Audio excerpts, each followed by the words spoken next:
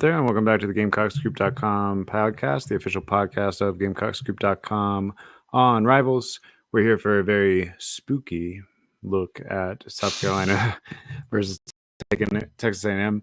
In fact, we're gonna hop right into a a real quick look at the recruits that are going to be in town this weekend. I'm dressed as a kangaroo. If you're not watching on YouTube, if you aren't, you should go subscribe there so that next time I'm dressed as a kangaroo, you can see it. It could happen anytime. I mean, maybe not even on Halloween. Really quick, let's talk recruiting, because this is turning out to be a gigantic weekend for South Carolina in recruiting. You've got 7 official visitors as of Thursday. Could end up with more, I guess. A couple big names: Donovan Murph.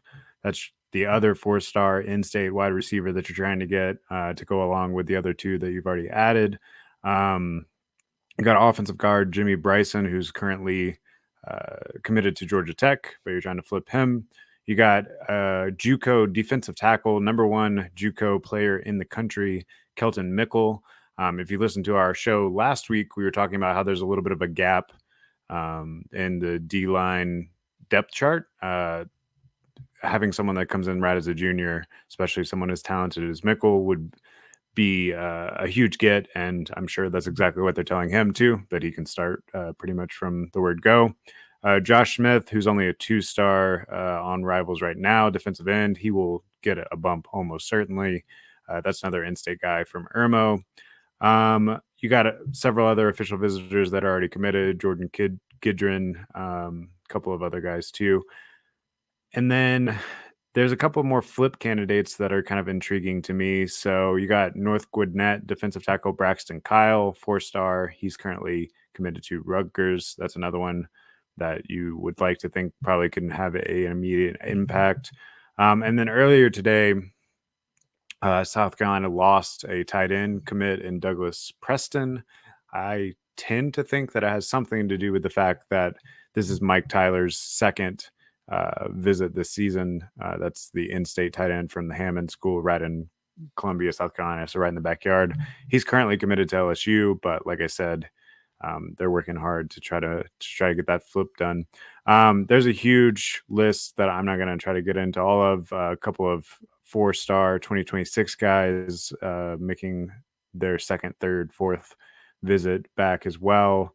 You can see that full list on the front page of GamecockScoop.com right now. I believe we at Rivals, shout out to Sam Spiegelman, we're the first to have this full list, and we posted it yesterday. So I know there's a couple other sites out there that maybe have it posted today, but I'm pretty sure we were the first. So big ups to Sam over there.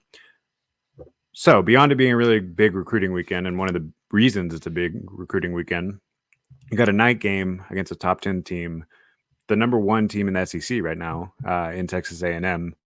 How do you think that they spent the bye week preparing, based on what you've heard this week? And then we can kind of get into some ins and outs of the actual matchup.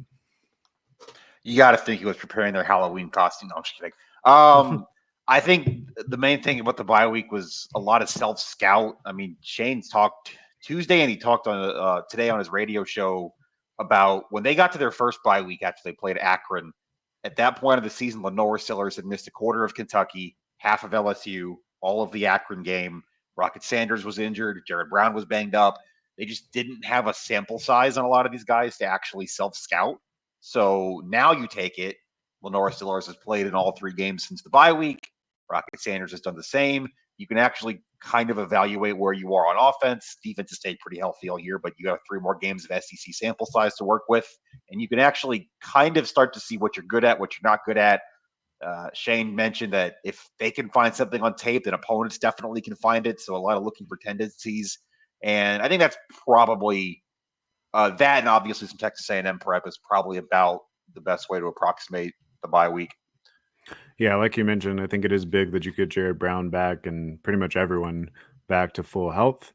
That is the benefit of this second bye week. Probably about as healthy as you've ever been at this point in the season, as far as I can remember. I can't even imagine like there's another football team anywhere that I know they don't do availability reports in every conference, but South Carolina had 3 on their report last night, and one of them is Jared Brown, who Beamer already said is going to play. He was listed as probable. And one of them was Ja'Kai Moore, who we already know is out for the year. And other than that, DeAndre Jules, defensive tackle, is going to miss his 3rd straight game. And that's it. The entire rest of your team is healthy and not even on the availability report. That seems unfathomable for November. Yeah, if you really want to get conspiracy theory-ish, which again, pure speculation, but thinking do it. What? Yeah. Halloween. Thinking back to that DT room, if you could, maybe get him a medical rich or something, it could be nice to have him back next year too, because he was contributing there in the early season. Hasn't he already played more than 4 games though? I don't think he has. I think he played exactly 4, right? If he missed the last 3. I will look that up while you're talking, because that is relevant if he's going to be out for the rest of the year, which we don't know if he will be, but. No, I'm just, if you're gonna fudge the numbers a little bit, that might be a good place to do so. Anyway, I know some people were probably hoping that we had the news that they spent the bye week completely overhauling the offense and someone else is calling plays or whatever. They're running out in the air raid on Saturday. Yeah. As far as we can tell, not so 5. much. He played in 5. Yep. Oh, well, never mind. My conspiracy theory is bunk. But so I think it was more what you said, where they are trying to figure out what tendencies they've shown, trying to break some of those tendencies, especially with a defensive mind on the other side, like Mike Elko and some of the talent on that Texas A&M defense. And I also think it's just, we continue to reiterate it. And for some reason, because expectations were so high, people don't seem to grade LaNorris Sellers on the same curve that he probably should be 5 starts into his career or whatever it is. But he's got another week under his belt, and I think that that's going to continue to be helpful probably until mid next season. And if he's still making freshman mistakes at that point, then maybe you worry about it. But I think we've seen some steady progress the last few weeks. I think if you can play mistake-free football again, and that's going to be very key against a defense that's just as good at being disruptive as you are, then you should have a shot. How surprised were you? Maybe this is a good way to start to talk about this matchup, but how surprised were you at the only 3-point favorite of Texas A&M coming in as a top 10 team after, probably their biggest win of the season last week against LSU? They're now number 1 alone in the SEC standings. I don't know. It doesn't feel like a spot where they would be a very close favorite at South Carolina, but that's kind of the way the line opened up, and it's kind of holding steady around there. Yeah, not very surprised, to be honest with you. It's on the road. It's at night. I think so much of what goes into this and what you're thinking about is just line of scrimmage, and Texas A&M's really, really, really good at the line of scrimmage. We're going to talk about that later, but so is South Carolina. And I think if you look at this game and how South Carolina maybe has a path to winning it, yeah, they can hold up at the line of scrimmage. And the other side of it is and we talked about this going into Oklahoma, and we've talked about it in other games this year, this probably trends more towards a low-scoring game. And when it's a low-scoring game, I kind of tend to think it favors the underdog because less kind of things have to happen. You get one break, one turnover, one bounce, one explosive play, whatever, that might be enough. So, yes, South Carolina is the underdog and should be in this game. And I probably will pick Texas A&M when I publish a final preview tomorrow. But I wouldn't be shocked if South Carolina won. And I think if South Carolina holds on to the ball, especially, which is what we talked about going into Oklahoma, yeah, you have every chance to win this game. Yeah, I was trying to look up. I saw a statistic yesterday where South Carolina is basically far and away one of the best defensive pass rush teams. Obviously, I mean, they lead most of the categories that we mentioned last week on the bye week show. And that in of itself is giving you a chance in pretty much any game that you're going to come into, let alone a home game at night when you have a crowd behind you. If you make a couple of those disruptive plays early, get some turnovers like you did last week, it's very easy to see a path in which this one stays pretty close throughout. Which again, I think flips it back on the offense as far as protecting the football. I do think you're still going to have to make some big plays here and there, which is the one place where A&M maybe has been a little bit susceptible. Of course, that's the one place South Carolina's defense has also been a little bit susceptible. But yeah, so let's try to break down the ins and outs of this a little bit more specifically. And let's start with the less fun side because we can end on the high note.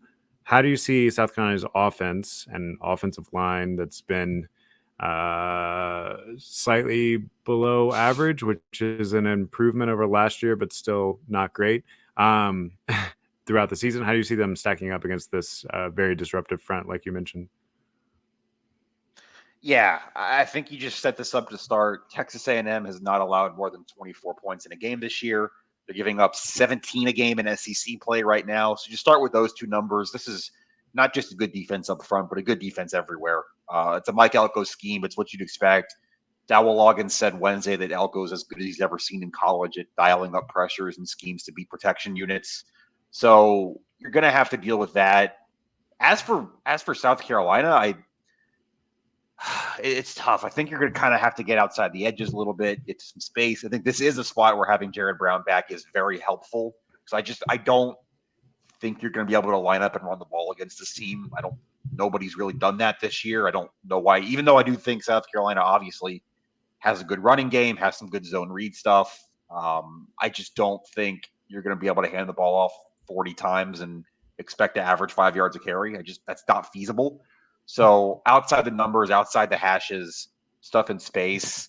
And then, like you said, you've got to find a way to pass protect. And I don't know if that's 12 personnel. I know it's something A&M does a lot on its own offensive line. I don't know if that's some max protect stuff, but this front is good. It's deep. Nico, I don't know how you say it. It's Scorton, the Purdue transfer. He's second only to Kyle Kennard, or he's tied with Kyle Kennard for the SEC lead in tackles for loss. All four of those D-line starters are probably going to be NFL draft picks at some point in the future.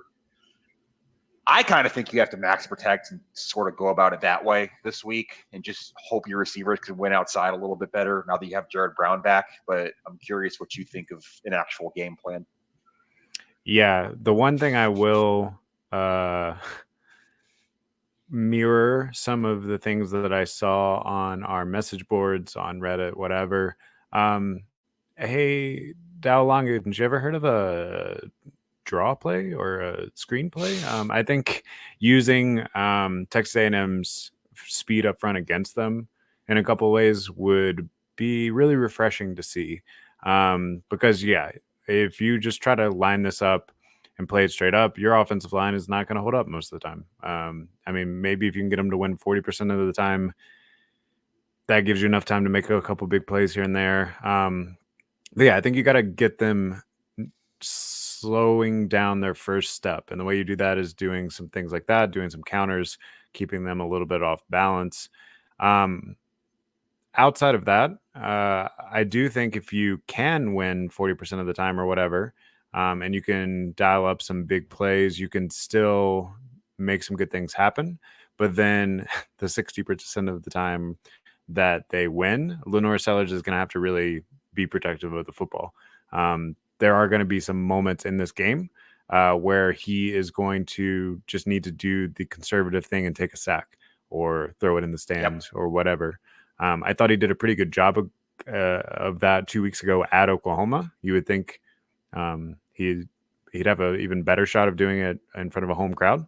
But definitely, if South Carolina loses this game, especially if they lose it in convincing fashion, it would be because the offense did not protect the ball, I think. What's a target number here? And I say that understanding that nobody scored more than 24 on A&M all season. Like, can you win this game with 20? Do you think that's possible? Yeah, I mean, I was actually just looking at that. So they've had a couple of close games, some of them surprising, some of them not. They beat Bowling Green 26-20. Yep. They beat Arkansas 21-17. They beat Mississippi State 34-24. I mean, lately they're on a little bit of a run where they've been scoring some more points, and Maybe that transitions us to talking about LSU's offense a little bit. But I don't know that they've seen a defense as good as South Carolina's. Actually, I'm pretty positive they haven't. Yeah, Maybe I don't even know who the Notre next Dame, closest. Yeah, Notre Dame in week 1. right, which is the only game they lost, and they only scored 13 points in that one. Of course, I think Connor Wegman got hurt in the midst of that game. Is that right? That sounds right. Anyway, uh, I think probably you need around 24. That's Okay, where my number that's feels. reasonable. And if you score 24, I think that's going to be very close. And you're going to need to steal a couple possessions on defense. But I don't think that that's an incredibly unlikely thing. If we want to talk about that matchup a little bit, so South Carolina was off last week. If you watched the A&M LSU game, you know that Connor Wegman started that game but did not finish it because he was playing really bad, or LSU's defense was playing really well, whatever. So they brought in their backup quarterback. Name is Marcel Reed. Redshirt freshman.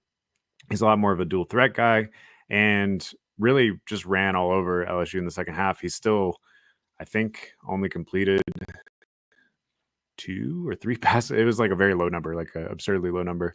But it didn't matter because he completed both 2 attempts and he completed both, and they were both explosives. Right, exactly. So, who do you think they're going to roll out as the starter this week? And then, if you're South Carolina's defense, who would you rather see? Yeah, so I have a hard time believing it's not going to be Marcel Reed. You look at the game, the way that went last week in the second half. Texas A&M's down 17-7 when they make the quarterback change. They get 5 drives with Reed. They score on all 5, 4 touchdowns and a field goal there. They were averaging over 8 yards of play with Reed in the game. Like, Mike Elko can say it's still open. I don't know how you go back to Connor Wegman after that. Maybe Connor Wegman still plays. Clayton White said, I guess yesterday, they're expecting to see both quarterbacks at some point. But I really don't know what you do if you're A&M, how you don't go to the guy who put up points on every single possession against LSU last week. So I expect it to be Reed. Maybe I'm wrong. Maybe I'm stupid.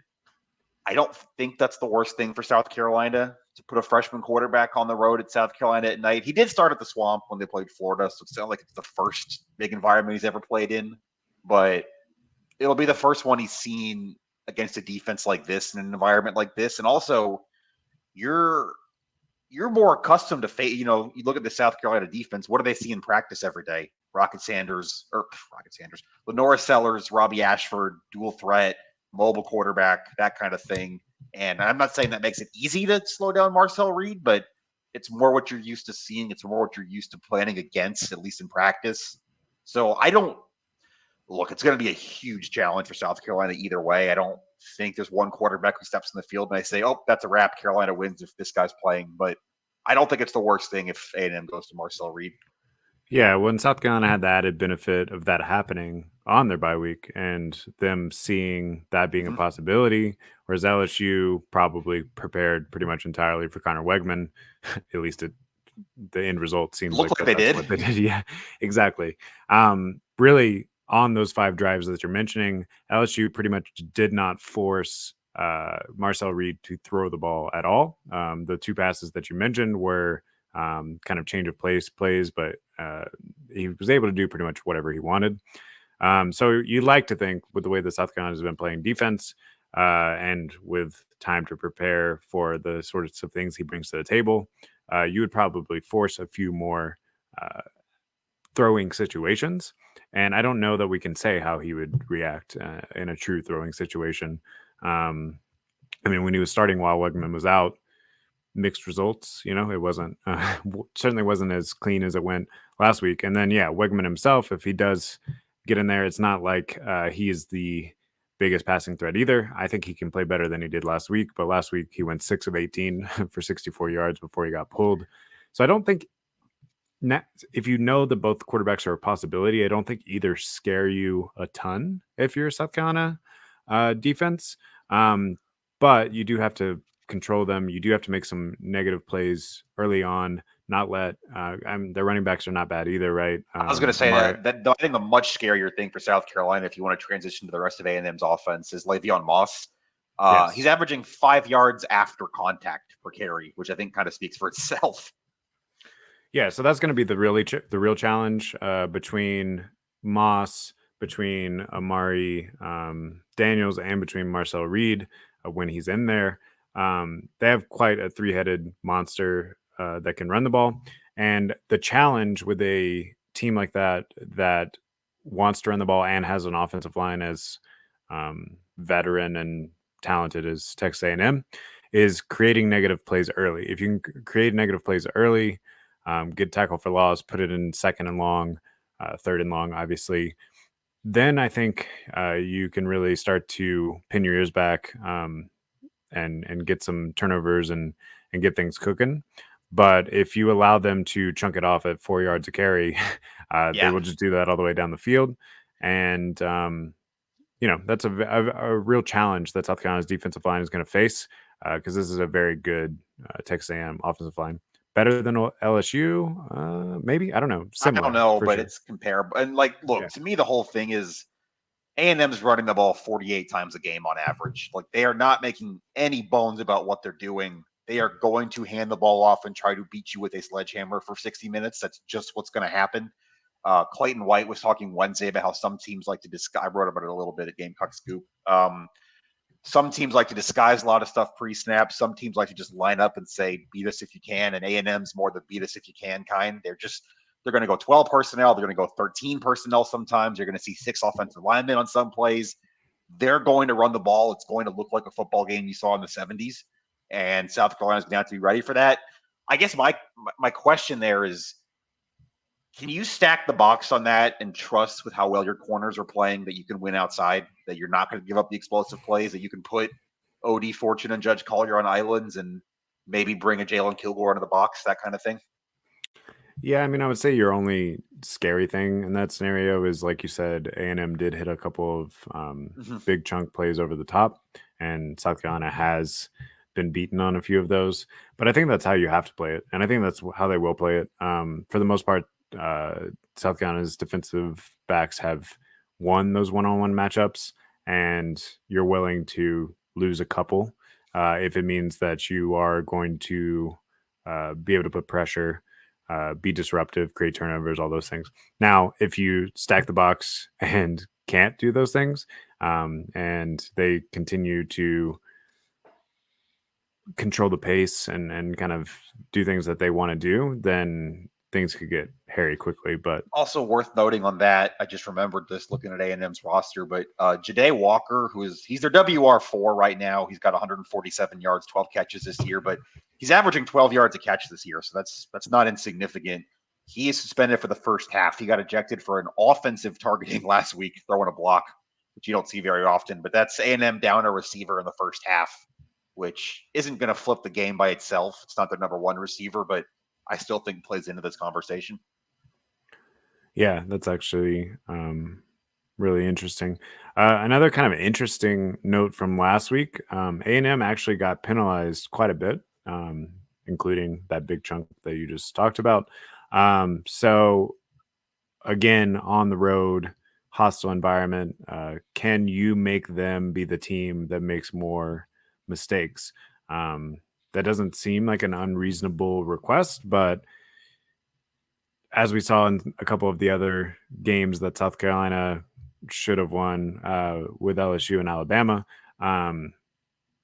your key mistakes in key times were the things that let that slip through your fingers, and is one positive showing on the road at Oklahoma enough to reset all of that, or could you fall back into some of those bad habits? I think that'll be something to watch as well. Yeah, I think that's fair too. That goes back to the turnover conversation we had. Really, don't get me wrong, Marcel Reed, that offense played really well against LSU. But last week, you look at what LSU did. They threw 3 picks in the second half, and they had a field goal where the holder wasn't looking and he didn't see the snap, and the ball went behind him, so they didn't get a field goal opportunity. So, yes, I think that plays into this for sure. Mistakes. A&M's a team that thrives off of opponents' mistakes, not just in this game, but they forced 3 turnovers against Arkansas in a 4-point win. Forced 3. There was another game where they forced 3 turnovers. I'm blanking. It wasn't Notre Dame, but They I forced don't 3 know, against but they're LSU last week. 2 against LSU. Yeah, I think it was Florida. They forced 3 turnovers and won that game. So, yeah, they're an opportunistic defense. It's going to be tough up front. And my other A&M point, and I mentioned this a little bit before we got on here, is they're really good in the red zone. They've scored points on 32 out of 33 red zone drives this year. I think they're leading the SEC in touchdown percentage too. Shane said on his radio show tonight that they've run the ball on 27 of their last 31 red zone snaps. I haven't had time to That's look that up, crazy. but I have no reason to doubt him. Yeah, I think that's kind of a strength on strength though, because you look at the South Carolina defense, they've been great in the red zone for the most part. You think about whether it's the pick in the end zone against Alabama, the pick in the end zone against Old Dominion, holding Kentucky to a field goal after that Lenoris pick right before halftime, the goal line stand against LSU, held Ole Miss to a field goal on the 1 yard line. This has been a really good red zone defense, and There's a obviously 100-yard pick six against LSU too. It just got wiped off the board, but that's true. That's true. No, you bring up a good point though. Like that's part of this. This is a really good red zone defense and a really good red zone offense, and obviously in a game that we all expect to be close and probably in the low 20s scoring, the difference between a touchdown and a field goal is enough to swing a football game. Yeah. Is it kind of crazy, or are we talking about this like it's almost a coin flip game? And is that a weird thing with a number 10 team, number 1 team in the SEC after 8 games? Like this isn't like one of those fluky things where like, yeah, it's not week 3. Yeah. Are we missing something here, or is A&M truly this vulnerable and South Carolina truly this good, I guess, to make this feel as coin flippy as it does?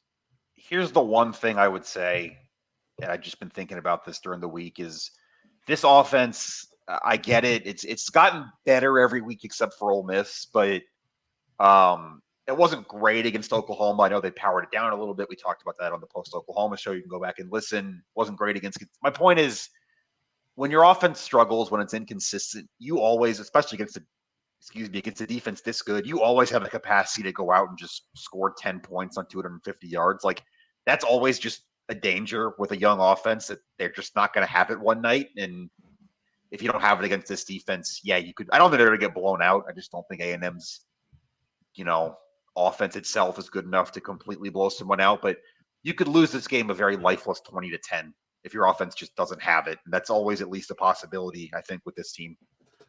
Yeah, it feels like if South Carolina loses this game, it could remind you of that home Mizzou game. Was that 22 last year? Yeah, 2 years ago, where you sort of felt like you were on equal footing even throughout the game, but you just couldn't get anything going the entire time.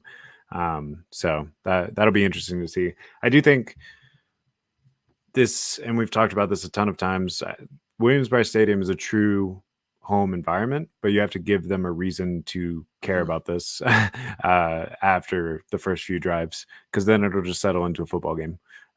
So if you can continue to make the crowd stay in and stay alive, I mean, we've seen obviously South Carolina pull off major upsets, and I don't think this would even be as big as say Tennessee in 2022 or whatever. Like as far as that was what a 25 point spread or whatever compared to this. So, all right, let's hear what your prediction is for what's actually gonna take place. Obviously, you can change it between now and tomorrow when you post your final preview on GamecockScoop.com.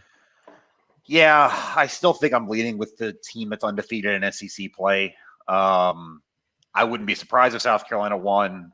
I'm just thinking about it long term. I'm probably going to pick South Carolina the next 3 weeks, to be honest with you. I think Vandy, Mizzou without Brady, Cook, Wofford are all games you should expect to win. But I'm going to say 24-20 A&M.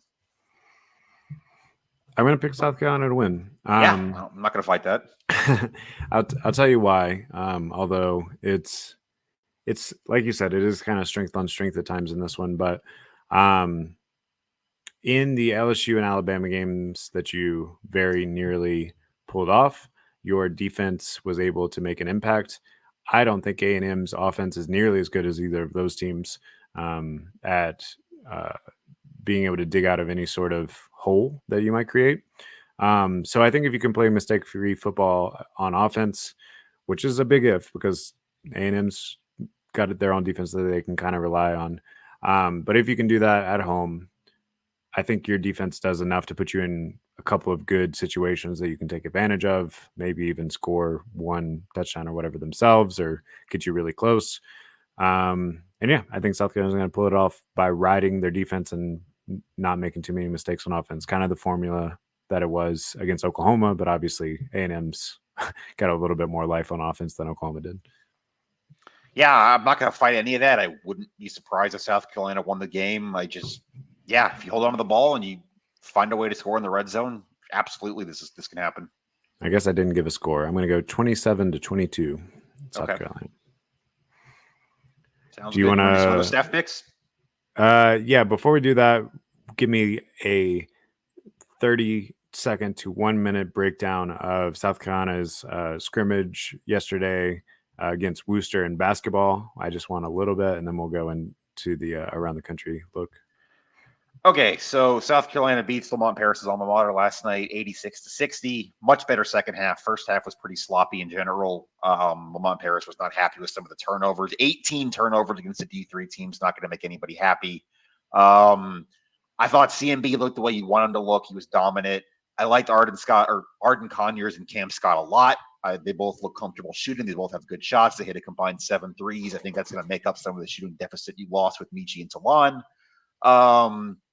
I still have some questions about dribble driving with this team. I don't know how many guys can get to the rim, just put the ball on the deck and create their own shot the way you had last year. I think they're probably going to play better most of the year than they did last night. It was pretty sloppy, but I still have some questions just about the offensive creation right now.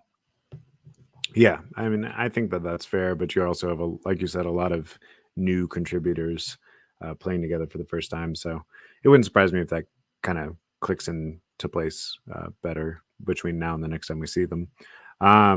Let's talk around the country a little bit. A lot of really big games this weekend, and lucky for the folks out in Happy Valley, Trump canceled his trip, so they're not going to have to deal with all of that traffic nightmare, which I think would have not been very fun because it's already not a very easy place to get into and out of. It's the middle of the woods. So Do we pick Ryan Day or James Franklin to win a big game?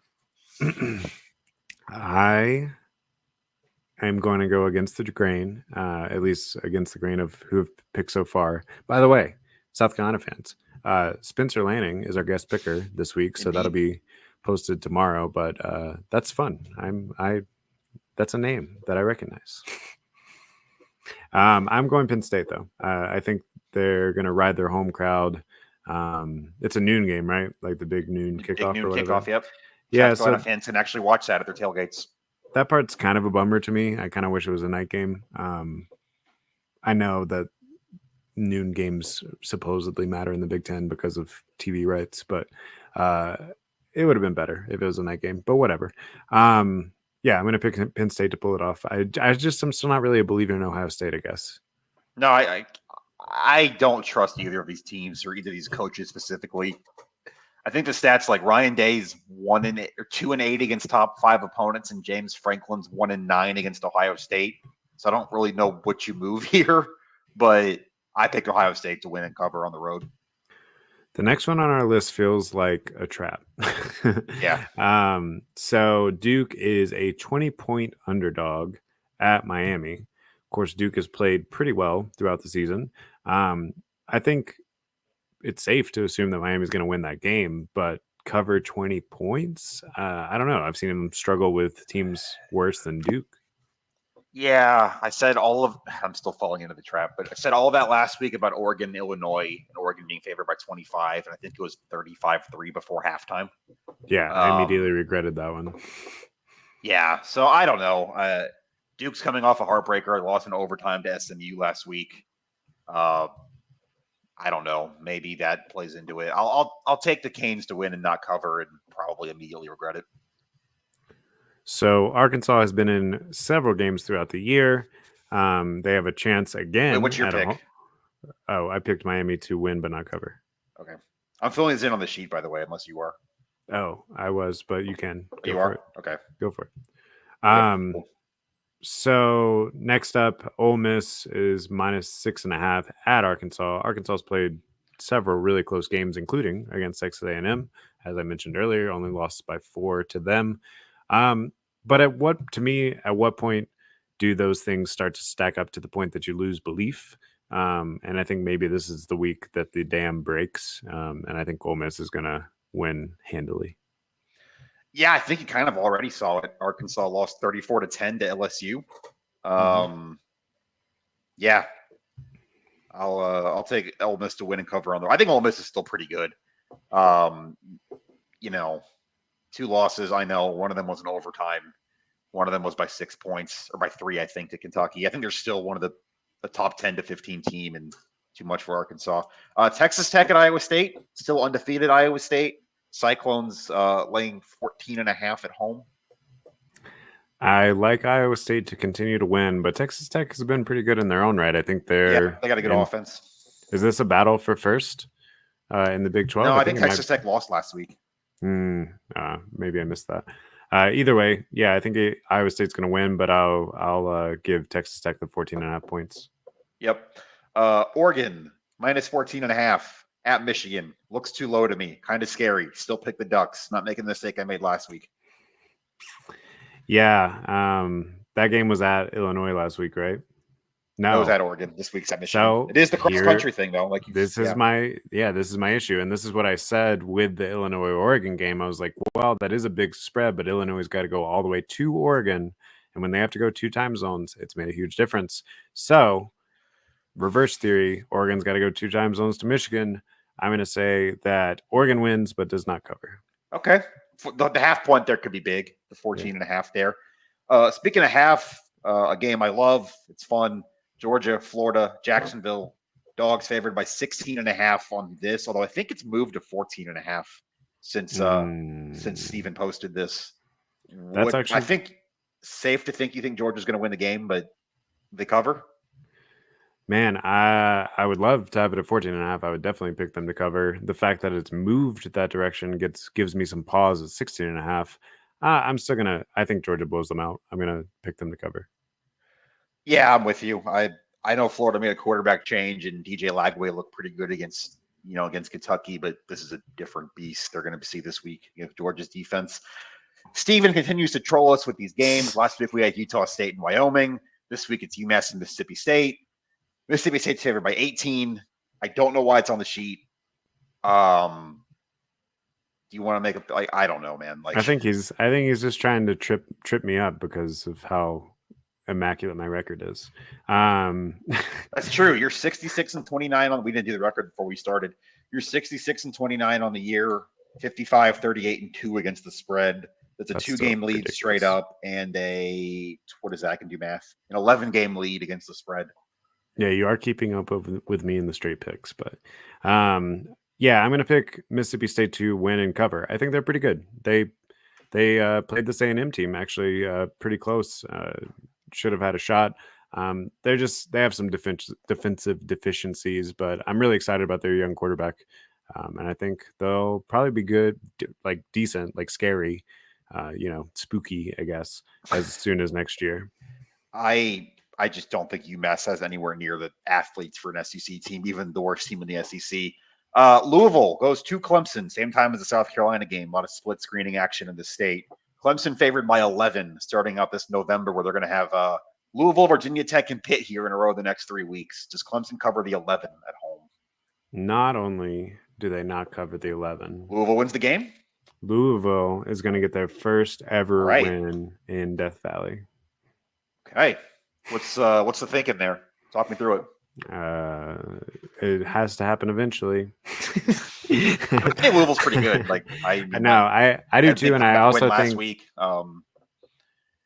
I think they're pretty good too, and I also think that it's such a step up from what Clemson has experienced the last pretty much every game since Georgia. Yeah, I say 6 weeks, 6 games.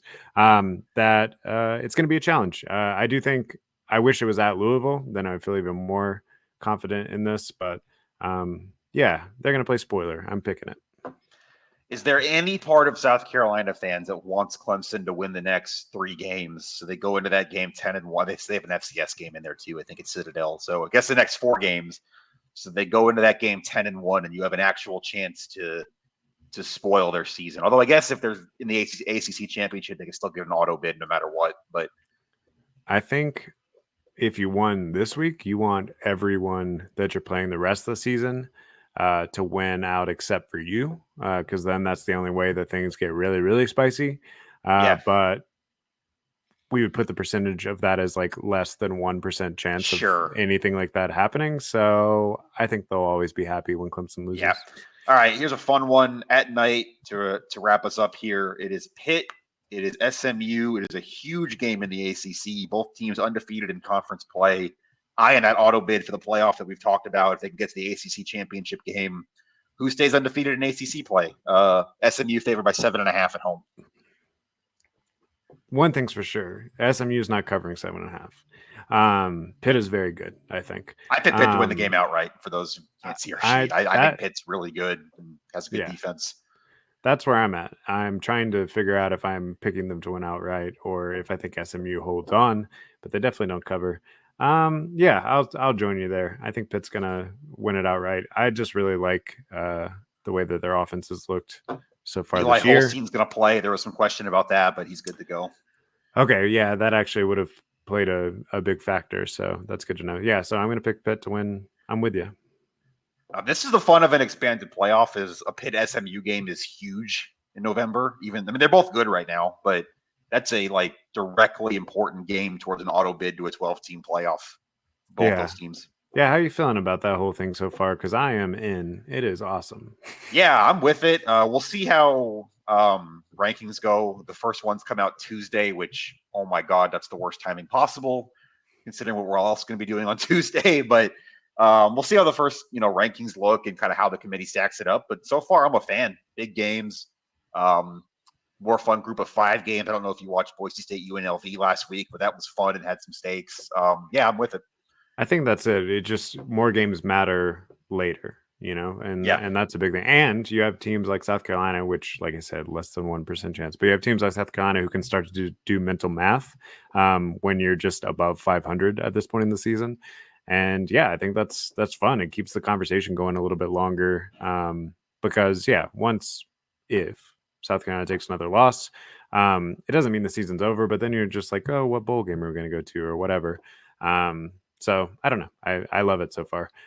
Like you said, once the actual playoff starts, I think we'll see some pretty big blowouts that first weekend or whatever. But it's fun, and you get to hang a banner. So, all right, that's gonna wrap us up this week, I guess. Unless you have anything else.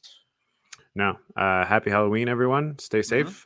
Don't eat apples with razor blades in them or whatever the urban legend used to be. And we will be back here on Sunday morning to break down Texas A&M versus South Carolina. Go out there and have a good time on Saturday night, and hopefully we all get a good show on that one. Until next time, this has been the GamecockScoop.com podcast. We'll see you.